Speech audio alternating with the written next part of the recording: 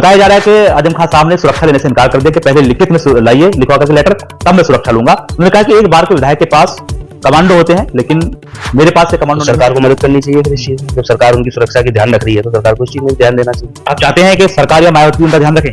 नहीं, मायावती जी का क्या मतलब है? मायावती जी सरकार में थोड़ी है, सरकार में तो भारतीय जनता पार्टी है। मायावती जी ने भी रैली की, इतनी बड़ी रैली की, आज तक ऐसी रैली नहीं हुई बहुजन समाज पार्टी की। और मंच के माध्यम से आजम खान को लेकर जो शब्दावली थी वो शायद समाजवादी पार्टी को लेकर। भारतीय जनता पार्टी की डबल इंजन की सरकार में सबसे ज्यादा अगर कोई पीड़ित है तो पिछड़े समाज के लोग सबसे ज्यादा पीड़ित है। भारतीय जनता पार्टी की सरकार ने केवल और केवल ढकोसलेबाजी कर केवल और केवल झूठे वादों के बेसिस पर सरकार में काबिज होने का काम किया। और चाहे वो पिछड़े समाज की कोई जाति हो, हर जाति को ठगने का काम भारतीय जनता पार्टी ने किया। जितने धर्म है तमाम लोग बढ़ चढ़कर चुनाव में हिस्सा लेंगे और समाजवादी पार्टी के साइकिल के निशान पर आदरणीय अखिलेश यादव साहब की अगुवाई में उत्तर प्रदेश में 2027 में पीडीए और समाजवादी पार्टी और गठबंधन की प्रचंड बहुमत की सरकार बनने जा रही है। तो आप ये मान रहे हैं कि जो स्थिति 2024 के इलेक्शन में रही लोकसभा के, पीडीए फॉर्मूला उसी स्थिति में रहेगा 2027 में? मायावती ने जिस तरीके की रैली की, आपको क्या लगता है कि इस रैली के बाद पीडीए अपनी जगह टिक पाएगा? जो आपका फॉर्मूला है पीडीए, आपने कहा पिछड़ा, दलित, अल्पसंख्यक। दलित परंपरागत मायावती का रहा है, अल्पसंख्यक भी खासतौर से देखा जाए तो आधे तो वही रहते हैं।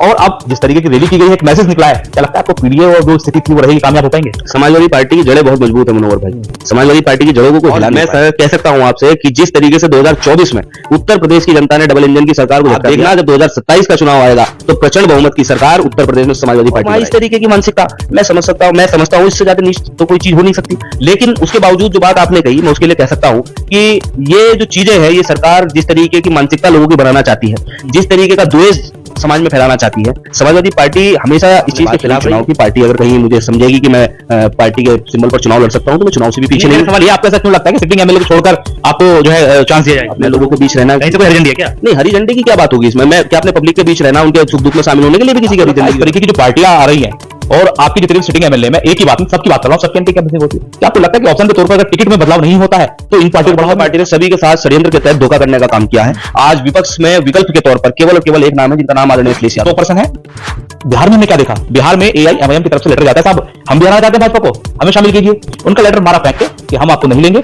अब बिहार के अंदर वो 24 से 25 सीटों पर एआईएमआईएम अलग लड़ रही है, जहां पहले 5 एमएलए लेकर आए। तो आपको क्या लगता है कि अगर मान लो एक विचारधारा है और आपको ऑप्शन मिल रहा है कि आप ले लीजिए, दिक्कत क्या है कि आप ले लें और फिर परेशानी बाद में होती है तो बी टीम और सी टीम बताते हैं? मैं तो ए बी सी टीम, मैं तो इन चीजों से इत्तेफाक रखता नहीं और ना मुझे पता कि ए बी सी टीम के जो सर्टिफिकेट है मिलते हैं हारे और सेकुलर ताकतों का उदय हो। और उत्तर प्रदेश में क्या होगा, कौन सा उत्तर प्रदेश में आपको क्या लगता है कि इन पार्टियों से आपकी इंडिया अलायंस से फर्क पड़ेगा? केवल और केवल बदलाव के साथ है जनता।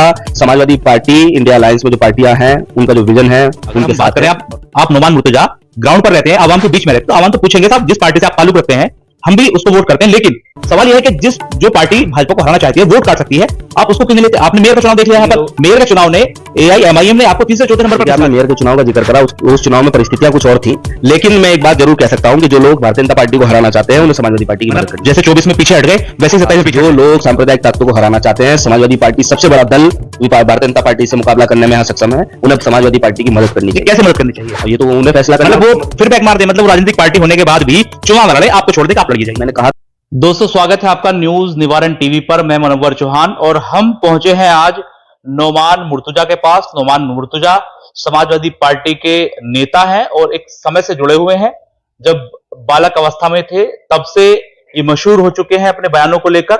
अब एजुकेशन के बाद वापस लौटे हैं और शहर विधानसभा सीट पर तैयारी कर रहे हैं। लेकिन जिस तरीके से अब समाजवादी पार्टी के नेता आजम खान चर्चाओं में आए हैं, उसको लेकर नोमान मुर्तजा से बात करेंगे। साथ ही साथ पीडीए और जो मायावती की रैली है उससे भी जुड़े सवाल करेंगे। सर सबसे पहले स्वागत है आपका न्यूज निवारण टीवी पर। बहुत धन्यवाद आपका मनोहर भाई। आजम खान साहब सालों बाद जेल से छूटकर आए हैं, बड़ी खुशी हो रही होगी? नहीं, खुशी की बात है, पूरी समाजवादी पार्टी के लिए बड़ी अच्छी बात है कि इतनी बड़ी एक संग्राम के बाद, इतनी बड़ी लड़ाई के बाद, जहां 23 महीने से लगातार आजम खान साहब को जेल में रहना पड़ा और जिस तरीके से भारतीय जनता पार्टी की सरकार ने षड्यंत्र के तहत उन पर झूठे मुकदमे लगाए और पूरा उनका उत्पीड़न करने का काम किया, उनके लोगों का, परिवार का। समाजवादी पार्टी के लिए बड़ी अच्छी बात है कि न्याय की जीत हुई और न्यायपालिका में हम लोग, क्योंकि संविधान को मानने वाले लोग हैं, न्यायपालिका में हम लोग विश्वास रखते हैं। न्यायपालिका ने उन्हें जमानत दी, बहुत अच्छी बात है, और वो लोगों के बीच है। लेकिन वायु श्रेणी की सुरक्षा पर तब थी जब वो जेल गए थे, अब वो लौट कर आए हैं तो फिर से सुरक्षा दे दी गई है, भाजपा सरकार ने सुरक्षा दी है। बताया जा रहा है कि आजम खान साहब ने सुरक्षा लेने से इनकार कर दिया कि पहले लिखित में लाइए, लिखवा करके लेटर, तब मैं सुरक्षा लूंगा। उन्होंने कहा कि एक बार के विधायक के पास कमांडो होते हैं, लेकिन मेरे पास ये कमांडो नहीं हो सकते। 10 बार के विधायक हैं, कई बार के सांसद हैं, कई बार के कैबिनेट मंत्री हैं, तो उन्होंने सुरक्षा वापस की है। क्या कहेंगे इसको लेकर? देखिए, सुरक्षा देने का जो फैसला है वो सरकार का है, और ये भी मुझे तो इस बारे की जानकारी है नहीं। मैंने भी वीडियो के माध्यम से उनकी जो बात है वो सुनी है। अब वो उसमें क्या मसला है कि वो क्यों सुरक्षा नहीं लेना चाहते, मैं समझता हूँ इस चीज के बारे में बेहतर तो आजम खान साहब। और अवगत कराया है कि वायु श्रेणी की सुरक्षा में प्रावधान होता है, जो गार्ड आप पर रहेंगे, जो पुलिसकर्मी रहेंगे, उनके पूरे एस्कॉर्ट का खर्चा, खाने पीने का खर्चा आपको उठाना होगा। उन्होंने कहा मेरे पास तो है ही नहीं। तो सरकार को मदद करनी चाहिए फिर इस चीज में। जब सरकार उनकी सुरक्षा की ध्यान रख रही है तो सरकार को इस चीज में भी ध्यान देना चाहिए। आप चाहते हैं कि सरकार या मायावती उनका ध्यान रखें? नहीं, मायावती जी का क्या मतलब है? मायावती जी सरकार में थोड़ी है, सरकार में तो भारतीय जनता पार्टी है। मायावती जी ने भी रैली की, इतनी बड़ी रैली की, आज तक ऐसी रैली नहीं हुई बहुजन समाज पार्टी की। और मंच के माध्यम से आजम खान को लेकर जो शब्दावली थी, वो शायद समाजवादी पार्टी को लेकर ना हो। मैं समझता हूँ सीधे तौर पर तो मायावती जी ने कोई बात कही नहीं, मैंने जहां तक मैं सुन पाया हूँ। और उन्होंने रैली की, बहुत अच्छी बात है। उनकी पार्टी की जो पॉलिसी है, जिस तरीके से वो काम कर रहे हैं, बढ़िया बात है। वो उनकी पार्टी का काम उनके साथ है। आपकी पीडीए पंचायत चल रही है आजकल, कैसी चल रही है और क्या मोटिव है बेसिकली? भारतीय जनता पार्टी की डबल इंजन की सरकार में सबसे ज्यादा अगर कोई पीड़ित है तो पिछड़े समाज के लोग सबसे ज्यादा पीड़ित हैं। भारतीय जनता पार्टी की सरकार ने केवल और केवल ढकोसलेबाजी कर केवल और केवल झूठे वादों के बेसिस पर सरकार में काबिज होने का काम किया। और चाहे वो पिछड़े समाज की कोई जाति हो, हर जाति को ठगने का काम भारतीय जनता पार्टी ने किया है।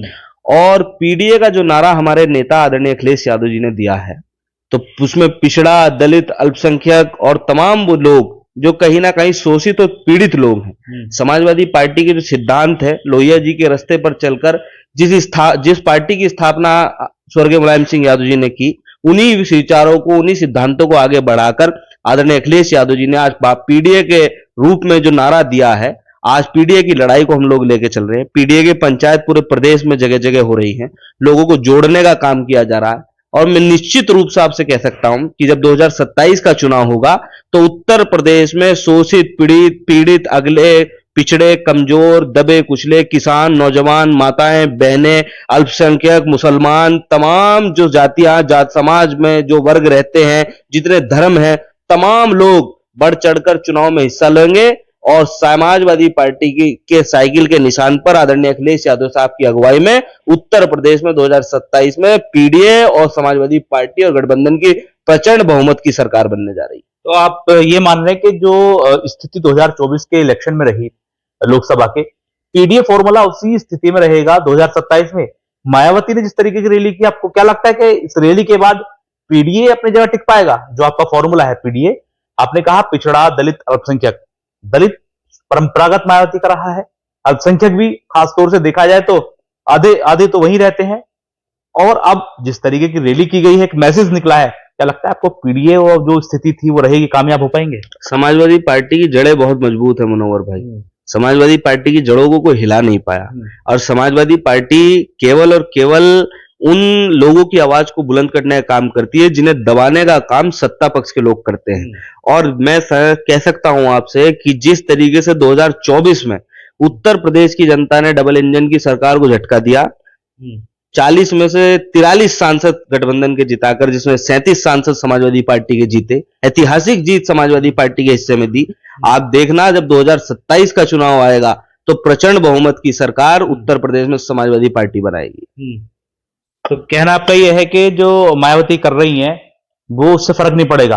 हालांकि वो बात अलग है कि मंच के माध्यम से समाजवादी पार्टी को उतना टारगेट किया जितना भारतीय जनता पार्टी को नहीं किया, सत्ताधारी को नहीं किया। तो कई लोग सवाल ये भी कर रहे हैं कि सत्ता को छोड़ दिया, विपक्ष को टारगेट कर रहे हैं। क्या लगता है आपको ये चल रहा है सब क्या है? आप एनालाइज करना चाहें तो? देखिए, मैं किसी के बारे में ज्यादा बोलने में मैं कभी आपको पता मैं इच्छुक नहीं रहता। मायावती जी बड़ी नेता हैं देश की, और मायावती जी ने अपने भाषण में समाजवादी पार्टी को इतना टारगेट क्यों किया कि भारतीय जनता पार्टी से भी ज्यादा खतरा समाजवादी पार्टी से उन्हें दिखाई देता। अब ये तो मैं नहीं कह सकता इसके पीछे क्या कारण है, लेकिन हाँ मैं इतना जरूर कह सकता हूं कि जो अपमान और जो शोषण इस देश के दलितों ने भारतीय जनता पार्टी के शासन में, कुशासन में झेलने का काम किया है, उसका बदला उत्तर प्रदेश का दलित 2027 के चुनाव में दिखाएगा और प्रचंड बहुमत की सरकार समाजवादी पार्टी की बनाएगा। दलितों की बात ही हो रही है तो सीजीआई है देश के चीफ जस्टिस ऑफ इंडिया, उनके ऊपर भी जूता फेंकने की कोशिश की गई है।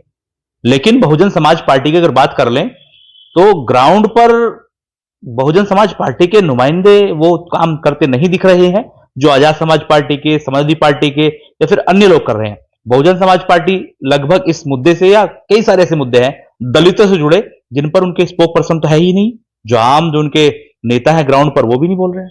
देखिए, जिस घटना का आपने जिक्र किया, मैंने वीडियो और तमाम न्यूज चैनल्स के माध्यम से उसके बारे में जानकारी मुझे मिली। मैं समझता हूं यही तो सबसे ज्यादा दुर्भाग्यपूर्ण जो घटनाएं हैं, यही तो सबसे ज्यादा दुर्भाग्यपूर्ण है आज के लोकतांत्रिक ढांचे में। आप एक बात बताइए, वो न्यायपालिका, वो जुडिशरी जिसे हमारे हिंदुस्तान के अंदर सबसे ऊपर माना जाता हो, जहां न्याय की गुहार लगाई जाती हो, और वहां इस तरीके की मानसिकता, मैं समझता हूं इससे ज्यादा नीच तो कोई चीज हो नहीं सकती। लेकिन उसके बावजूद जो बात आपने कही, मैं उसके लिए कह सकता हूं कि ये जो चीजें हैं, ये सरकार जिस तरीके की मानसिकता लोगों की बनाना चाहती है, जिस तरीके का द्वेष समाज में फैलाना चाहती है, समाजवादी पार्टी हमेशा इस चीज के खिलाफ रही है और सड़क से लेकर सदन तक हमने इसकी लड़ाई को लड़ा है। और आगे भी कोई इस तरीके की घटना होगी तो मैं आपके चैनल के माध्यम से स्पष्ट कर देना चाहता हूं, जिम्मेदारी के साथ कह रहा हूं कि जहां हमारे देश के शोषित, दलित, पीड़ित, कमजोर, किसान, नौजवान को जरूरत होगी, समाजवादी पार्टी का एक साथी उनके कंधे से कंधा मिलाकर उनके बीच खड़ा होने का काम करेगा। आपने जिक्र किया इलेक्शन का, अब ये बताइए, आप भी तैयारी कर रहे हैं मेरठ की शहर विधानसभा से, आपके तो कई बार के सिटिंग एमएलए हैं, आपको ऐसा क्यों लगता है कि आप जो है ऑप्शन के तौर पर आए हैं और जो है आप लोग आपको सराहेंगे? देखिए मुनव्वर भाई, मैं बड़ा छोटा था जब से मैं एक सियासत के दौर में मैंने कदम रखा, और क्योंकि अमूमन इस बात को देखा जाता है कि पढ़ाई में हम लोग पीछे छूट जाते हैं, लेकिन मेरे घर वालों को, मेरे बड़ों को, कौम के बड़ों को इस बात का इल्म था कि आने वाले जमाने में जहां दुनिया दिन दुगनी और रात चौगनी तरक्की करेगी, वहां पढ़ाई लिखाई का होना, तालीम का होना बहुत जरूरी है। तो मैं तालीम को हासिल करने के लिए शहर से बाहर रहने लगा और लोगों से मेरा मिलना, उनके साथ बैठना, बात करना, उनके बीच रहना, और राब्ता कहीं ना कहीं कम हो जाता है, यह अमूमन बात देखने को मिलती है। मैं अब हर चीज से फारिग होकर अपने शहर, अपने धरती पर वापस लौटा हूं। और आपने बात करी चुनाव की, पार्टी अगर कहीं मुझे समझेगी कि मैं पार्टी के सिंबल पर चुनाव लड़ सकता हूं तो मैं चुनाव से भी पीछे नहीं। सवाल ये, आपको ऐसा क्यों लगता है कि सिटिंग एमएलए को छोड़कर आपको जो है चांस दिया जाएगा? मैं तो लोगों के बीच हूँ, अपने लोगों के बीच रहना। कहीं से कोई हरी झंडी है क्या? नहीं, हरी झंडी की क्या बात होगी इसमें? मैं क्या अपने पब्लिक के बीच रहना, उनके सुख दुख में शामिल होने के लिए भी किसी की हरी झंडी की जरूरत है? मैं लोगों इलेक्शन की बात कर रहा हूँ। इलेक्शन अभी 1.5 साल बाद, मुनव्वर भाई, 1.5 साल बाद चुनाव कौन लड़ेगा, क्या लड़ेगा, पार्टी तय करेगी। अच्छा, अब ये बताइए, समाजवादी पार्टी या इंडियन अलायंस की अगर बात कर लें तो मानकर चल रहे हैं कि मुस्लिम और जो है जो पीडीए का फॉर्मूला है वो आपका है और 24 में आपने करके दिखाया। लेकिन अब ये जो चुनाव होना है 27 में, ये विधानसभा चुनाव, विधानसभा चुनाव में जो रीजनल पार्टी होती है उनका बड़ा महत्व रहता है। आजाद समाज पार्टी नई स्टैब्लिश हो गई है और एआईएमआईएम जो है काफी समय से कोशिश कर रही है, लेकिन अब उसकी तरफ देखा जाए तो वोट परसेंटेज बढ़ रहा है। क्या आपको लगता है इस तरीके की जो पार्टियां आ रही हैं और आपके जितने भी सिटिंग एमएलए, मैं एक की बात नहीं सबकी बात कर रहा हूं, सबकी एंटी कैंपेनिंग होती है, क्या आपको लगता है कि ऑप्शन के तौर पर अगर टिकट में बदलाव नहीं होता है तो इन पार्टियों को बढ़ावा मिलेगा?